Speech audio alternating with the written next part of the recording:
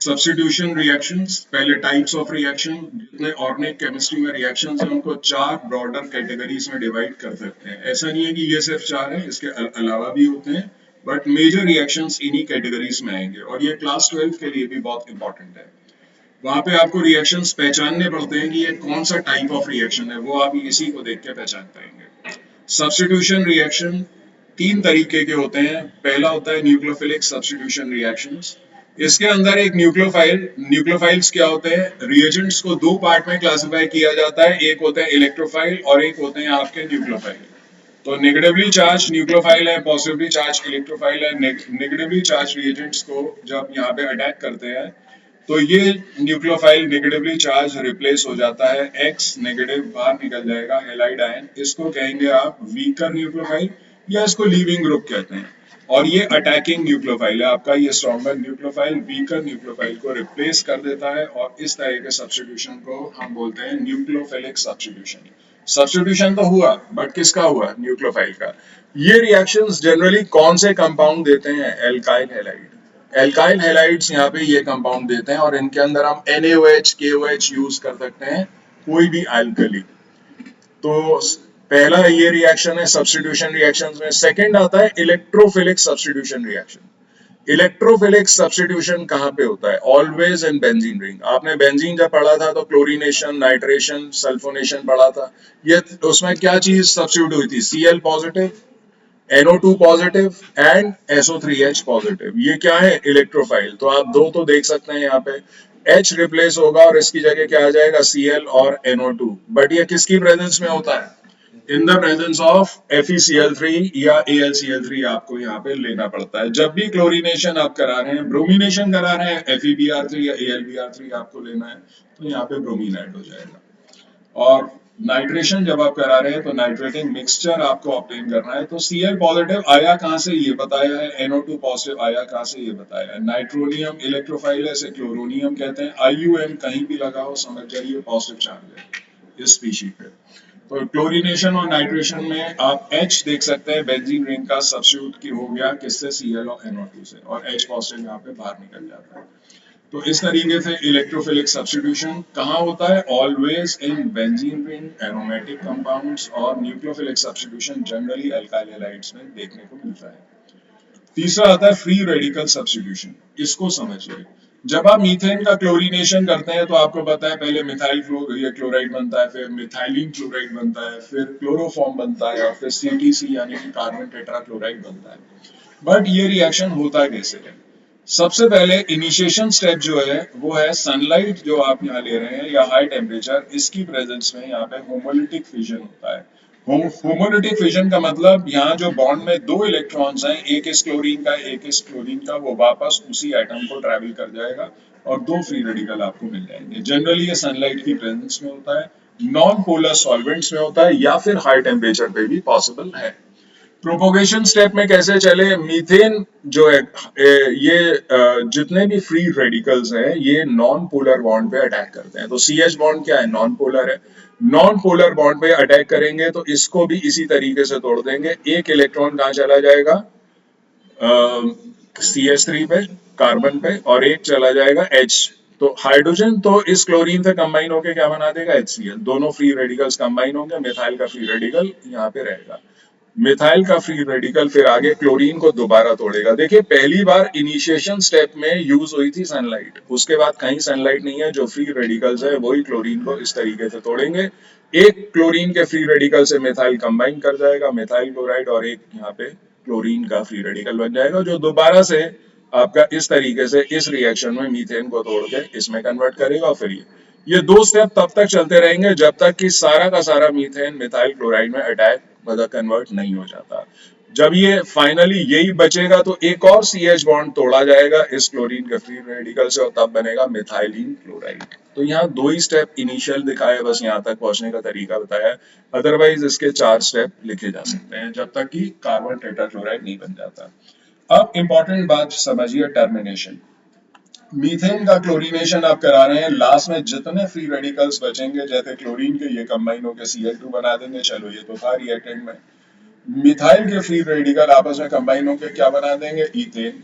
और मिथाइल और क्लोरीन के फ्री रेडिकल आपस में कंबाइन होकर क्या बना देंगे, मिथाइल फ्लोराइड। तो देखिए मिथाइल फ्लोराइड रिएक्शन में है, क्लोरीन रिएक्शन में है, लेकिन इथेन नहीं है।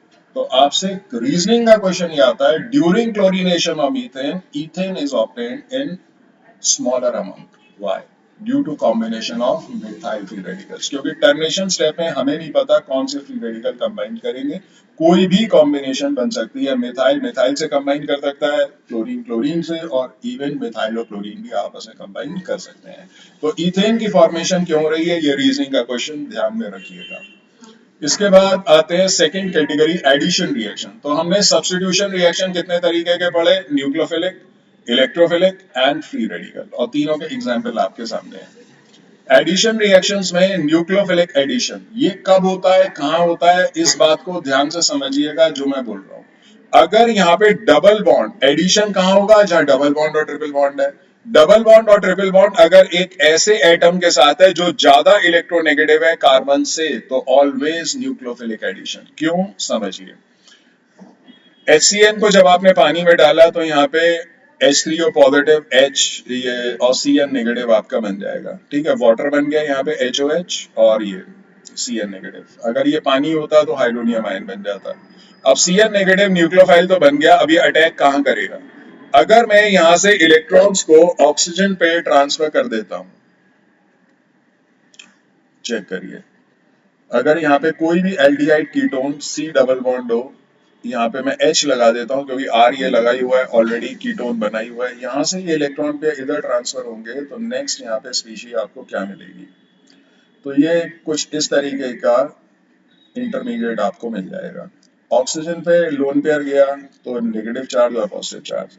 अब न्यूक्लियोफाइल जिसपे ऑलरेडी नेगेटिव चार्ज है वो कहाँ अटैक करेगा, इस कार्बन पे, इस कार्बन पे अटैक करेगा। और ये जब हम क्या पढ़ रहे हैं, ऑर्गेनिक केमिस्ट्री, तो कार्बन पे कौन सी स्पीशी अटैक करती है वो यहाँ पे आपसे पूछा जाएगा। तो वो क्या है, न्यूक्लियोफाइल, इसी नाम क्या पड़ा, न्यूक्लियोफिलिक एडिशन।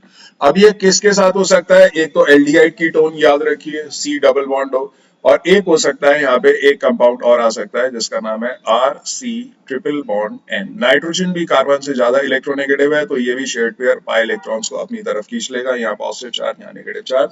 तो इन दोनों केस में साइनाइड में और ये, या ऐसे और भी कोई कंपाउंड जहाँ डबल बॉन्ड ट्रिपल बॉन्ड तो है लेकिन कार्बन कार्बन के बीच में नहीं है, एक ऐसे एटम के बीच में जो ज्यादा इलेक्ट्रोनेगेटिव है कार्बन से, तब ऑलवेज वहां पे न्यूक्लियोफिलिक एडिशन होगा। क्लियर है, तो ये चीज यहाँ पे ध्यान में रखिएगा। इंटरमीडिएट बना और फिर यहाँ पे Cn नेगेटिव, वो जो HOH यहाँ पे HCN है, तो H कहाँ जाएगा, ऑक्सीजन पे, ये वाले, और कार्बन पे क्या चला जाएगा, Cn। तो एक साइनोहाइड्रिन करके एक कंपाउंड मिलता है। फिर आता है इलेक्ट्रोफिलिक एडिशन। अब इलेक्ट्रोफिलिक एडिशन कहाँ होता है, ऑलवेज जब कार्बन डबल बॉन्ड कार्बन है। तो डबल बॉन्ड देखिए कहाँ प्रेजेंट है, अगर कार्बन और कार्बन के बीच में डबल बॉन्ड है तो ये क्या है, इलेक्ट्रोफिलिक एडिशन। अगर कार्बन और किसी और एटम के बीच में जो ज्यादा इलेक्ट्रोनेगेटिव है कार्बन से, तो वो क्या है, न्यूक्लियोफिलिक एडिशन। अब ये कैसे काम करता है, जैसे H पॉजिटिव यहाँ पे इलेक्ट्रोफाइल है जो HBr से जनरेट हुआ है। आप मान के चलिए HBr हमने एक स्पीशी ली है जो कि यहाँ पे टूटा किसमें, H पॉजिटिव और Br नेगेटिव में। अब H पॉजिटिव ही यहाँ पे क्यों अटैक करेगा, क्योंकि इलेक्ट्रॉन डेंसिटी ज्यादा है। अगर आप इधर देखें CH3 single bond CH double bond CH2, तो यहाँ पे इलेक्ट्रोफाइल ही क्यों आया, क्योंकि यहाँ पे इलेक्ट्रॉन डेंसिटी ज्यादा है। यहाँ पे दो बॉन्ड्स हैं, एक पाई बॉन्ड एक सिग्मा बॉन्ड, जिसकी वजह से H पॉजिटिव यहाँ पे अट्रैक्ट होगा। अब अगर H पॉजिटिव यहाँ पे अट्रैक्ट होता है तो ये किस तरफ जाएगा ये हमको नहीं पता। ये इधर भी अप्रोच कर सकता है H पॉजिटिव, और इधर भी अप्रोच कर सकता है H पॉजिटिव, कहीं पे भी अप्रोच कर सकता है, क्योंकि दोनों कार्बन एटम के बीच में इलेक्ट्रॉन डेंसिटी हाई है। सपोज करिए ये वाला H पॉजिटिव अटैकिंग है, तो क्या करेगा ये, इसकी जो इलेक्ट्रिक फील्ड है वो ये इन पाई इलेक्ट्रॉन्स को इधर खींच लेगी, और यहाँ क्या बन जाएगा, नेगेटिव चार्ज, और यहाँ पे क्या आ जाएगा, पॉजिटिव चार्ज। अब नेगेटिव चार्ज में तो ये अटैक कर देगा और ये किस में कन्वर्ट हो जाएगा, CH3 में, ये CH2। और यहाँ पे जो पॉजिटिव चार्ज बचा उसमें क्या बचेगा, फिर Br नेगेटिव, वो अटैक करेगा। तो पहला अटैक किस चीज का हुआ, इलेक्ट्रोफाइल का, इसीलिए नाम क्या पड़ा, इलेक्ट्रोफिलिक एडिशन। क्लियर है? वरना सिंपल सी चीज ये ध्यान रखो, अगर डबल बॉन्ड कार्बन कार्बन के बीच में इलेक्ट्रोफिलिक एडिशन होगा, अगर आपका किसी और एटम के साथ है जो ज्यादा इलेक्ट्रोनेगेटिव तो ऑलवेज न्यूक्लियोफिलिक एडिशन होगा। अब सवाल ये उठता है, क्या यहाँ पे फ्री रेडिकल एडिशन भी पॉसिबल है? क्या आपने पढ़ा हुआ है? बिल्कुल पढ़ा हुआ है। ये देखिए फ्री रेडिकल एडिशन। प्रोपीन में जब HBr ऐड करते हैं परऑक्साइड की प्रेजेंस में तो क्या बनता है? N propyl bromide. ये कौन सा रिएक्शन है? कौन सा रूल फॉलो हो रहा है यहाँ पे? Anti Markovnikov rule. बिल्कुल ठीक, एंटी मार्कोनिकॉफ रूल यहाँ पे फॉलो हो रहा है। एंटी मार्कोनिकॉफ रूल में परऑक्साइड लेते हैं और यहाँ पे फ्री रेडिकल बनने की अब दो कंडीशन याद कर लीजिए, पहला सनलाइट और दूसरा ये परऑक्साइड। दूसरा परऑक्साइड, तो पहला सनलाइट है, दूसरा आपका परऑक्साइड है। तो एंटी मार्कोनिकॉफ रूल जिसे खराश इफेक्ट और परऑक्साइड इफेक्ट के नाम से भी जानते हैं। तो परऑक्साइड की प्रेजेंस में फ्री रेडिकल आपके कैसे बन रहे हैं? देखिए, मैं बेंजोइल परऑक्साइड की बात करता हूं तो आर की जगह आप ले लीजिए C6H5CO। आर की जगह क्या लिख लीजिए? C6H5CO। तो ये इस तरीके से टूटेगा और यहाँ पे दो फ्री रेडिकल आपके बन जाएंगे। तो C6H5COO और यहाँ पे भी सेम चीज, दो फ्री रेडिकल आपको मिल गए। ये जनरलाइज बनाया हुआ है। कोई भी परऑक्साइड कैसे पहचानते हैं? परऑक्साइड की पहचान क्या है? जब भी दो ऑक्सीजन सिंगल बॉन्ड से जुड़े हों, मान लीजिए वो परऑक्साइड है। ऑक्सीडेशन स्टेट क्या होती है परऑक्साइड की? -1। -2 नहीं होती, यहाँ पे -1 होती है। ऐसा आपने रिडॉक्स में सुना था। तो एल्काइल, ये फ्री रेडिकल जो एल्कॉक्सी मिले हैं ये HBr को तोड़ेंगे, ये जो मॉलिक्यूल है, और ये टूटेगा आपका किसमें? एक तो ये H यहाँ चला जाएगा इसके साथ और Br नेगेटिव का फ्री रेडिकल बन जाएगा जो आगे रिएक्शन करेगा। Br का जो फ्री रेडिकल है ये इस डबल बॉन्ड को तोड़ेगा और एक एक इलेक्ट्रॉन आपका दोनों तरफ आपका चला जाएगा। ये पाई बॉन्ड है, पाई बॉन्ड का एक इलेक्ट्रॉन इधर और एक इलेक्ट्रॉन इधर। अल्टीमेटली ब्रोमीन कहाँ अटैक करेगा? जहां ज्यादा हाइड्रोजन है। अब ये मैं आपको समझाऊंगा कि आखिर ये कैसे पहचानते हैं फ्री रेडिकल सबसे ज्यादा स्टेबल कौन सा होगा। सबसे ज्यादा स्टेबल फ्री रेडिकल वो होता है जिसके एडजेसेंट एटम पे सबसे ज्यादा हाइड्रोजन होते हैं। तो हाइड्रोजन जहाँ पे है, यहाँ पे Br ने अटैक किया। अभी फिलहाल एंटी मार्कोनिकॉफ रूल को ही फॉलो कर लीजिए और ये वाला फ्री रेडिकल यहाँ पे रह जाएगा। तो ये एक आइसोप्रोपाइल फ्री रेडिकल आपको मिल गया और ये क्या करेगा? दोबारा से HBr को तोड़ेगा और एक और Br फ्री रेडिकल बना देगा जो फिर से इस तरीके से इसको यहाँ पे ऐसे कन्वर्ट करता रहेगा। फाइनली जितने फ्री रेडिकल बचेंगे ये ब्रोमीन में आपके कन्वर्ट हो जाएंगे या जो भी कॉम्बिनेशन वहां पॉसिबल होगी वो वहां पे बन जाएगी। तो फ्री रेडिकल मैकेनिज्म, अब तीन एडिशन रिएक्शन चेक करिए। Nucleophilic addition, carbon double bond oxygen या nitrogen, carbon double bond carbon है तो इलेक्ट्रोफिलिक एडिशन। और अगर यहाँ पे परऑक्साइड की प्रेजेंस में HBr आप कह रहे हैं एंटी मार्कोनिकॉफ रूल, तो ये एग्जांपल आपको देना है फ्री रेडिकल एडिशन रिएक्शन में। क्वेश्चन ये आएगा कि फ्री रेडिकल एडिशन रिएक्शन का कोई एग्जाम्पल बताइए, कोई रिएक्शन लिखिए, या एंटी मार्कोनिकॉफ रूल का मैकेनिज्म क्या होता है, ये आपसे पूछा जा सकता है। तो ये आपके सामने है। तीसरी कैटेगरी जो है एलिमिनेशन रिएक्शन। यहाँ पे बीटा एलिमिनेशन ज्यादा इंपॉर्टेंट है लेकिन मैं आपको पूरा समझा देता हूँ। Alpha elimination, in these reactions the loss of two atoms or group occur from same atom of substrate molecule। दो एटम का यहाँ पे लॉस हो रहा है।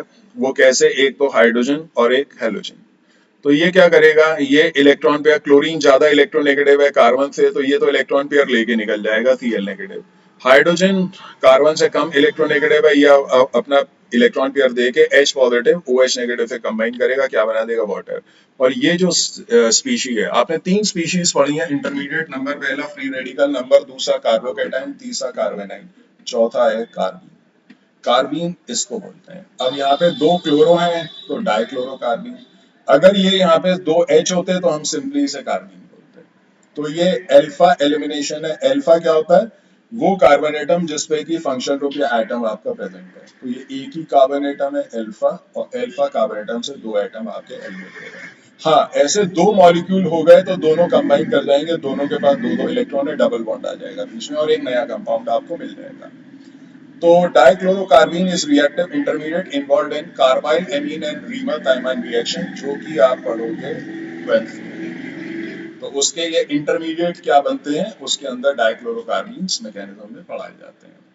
अब आपके लिए इंपॉर्टेंट है बीटा एलिमिनेशन। इसको समझिए, दो तरीके के होते हैं, E2 और E1। कैसे इसको समझना है देखिए, प्राइमरी एल्काइल हैलाइड आपको लेना है और NaOH। मैंने आपको क्या पढ़ाया है? मैंने आपको पढ़ाया है एल्कोहलिक KOH की प्रेजेंस में डिहाइड्रोहेलोजिनेशन होता है, राइट? अगर मैं यहाँ पे एल्कोहल यहाँ पे ले लेता हूँ C2H5OH और मैं उसका रिएक्शन यहाँ पे करा देता हूँ किसके साथ, सोडियम के साथ या पोटेशियम के साथ, आप NaOH भी ले सकते हैं यहाँ पे, तो ये क्या बन जाएगा, C2H5ONa बनेगा। अगर आप इसको हाइड्रोलाइज कराओगे पानी में तो क्या बनता है, NaOH और C2H5OH, तो एल्कोहलिक NaOH या KOH हुआ या नहीं। अगर आप इसकी जगह पोटेशियम लेते हो और इसके अंदर पानी डाल देते हैं, चलिए C2H5O और K, इसके अंदर वाटर डालोगे तो क्या होगा, पानी का H यहाँ चला जाएगा और OH इधर, क्या मिल गया, एक एल्कोहल मिला और एक KOH। ये एल्कोहलिक KOH हुआ या नहीं हुआ।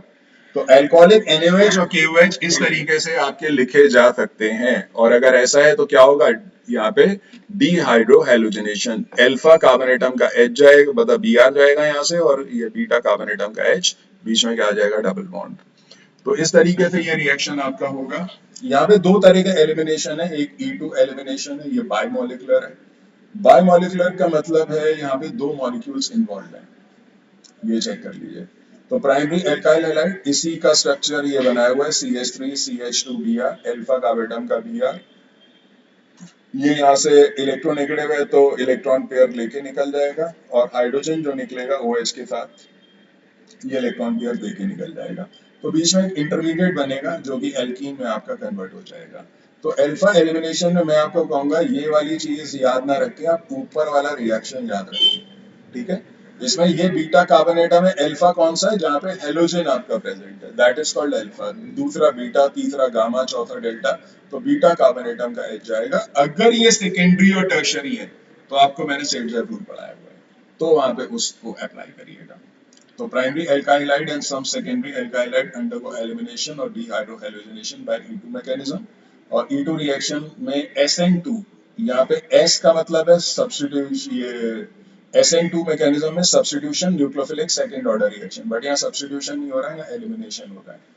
तो यहाँ पे ये E2 टाइप, इसीलिए इसको कंपैरिजन के लिए लिखा गया बस SN2 यहाँ पे, वरना बोलते हैं इसको E2 टाइप। और यहाँ पे रिएक्शन जो है रेट दो चीजों पे डिपेंड कर रहा है, एक तो एल्काइल हैलाइड जो ये रही, और एक यहाँ पे आपका न्यूक्लियोफाइल वो ये रहा, जिसकी प्रेजेंस में आप ये करा रहे हैं। एल्कोहलिक NaOH में OH नेगेटिव आपको KOH से मिलता है। दूसरा जो यहाँ पे आता है इवन टाइप रिएक्शन, इसमें भी आपका टर्शरी एल्काइल हैलाइड है, बट यहाँ पे ऑर्डर वन होता है, एक ही चीज। यहाँ न्यूक्लियोफाइल जो है इसकी कंसेंट्रेशन पे डिपेंडेंट नहीं है रेट, आपका रेट डिपेंडेंट है सिर्फ एक ही टर्म पे, और वो है आपका एल्काइल हैलाइड। और इसको जब हम इथाइल अल्कोहल, एल्कोहलिक NaOH यहाँ पे लेके हीट करते हैं तो वही, ये क्या है, अल्फा कार्बोनेटम आपका, जहाँ पे हेलोजन है, और ये जो कार्बोनेटम है यहाँ से H आप कहीं से भी ले सकते हैं, क्योंकि तीनों ही प्राइमरी हैं और तीनों ही बीटा पोजीशन पे हैं। हाँ, इनमें से अगर कोई सेकेंडरी होता तो उसको हम प्रेफर करते हैं, because secondary hydrogen is more reactive than primary. एक केस में आपको बताया था, CH3 CH2C, ऊपर CH3, मैंने एक बड़ा टर्शरी एल्काइल हैलाइड बना दिया जो इससे बड़ा है, 5 कार्बोनेटम का है। तो अब हेलोजन तो यहाँ पे जाएगा, अब बीटा कार्बोनेटम ये भी है, दिस इज अल्फा, बीटा ये भी है आपका, और बीटा ये भी है। ये सेकेंडरी है, पर ये प्राइमरी है और ये प्राइमरी है। सेकेंडरी कार्बोनेटम का हाइड्रोजन ज्यादा रिएक्टिव है, तो यहाँ से H और यहाँ से Br जाएगा, डबल बॉन्ड इधर आएगा मैक्सिमम केस में, इधर इधर से बहुत कम।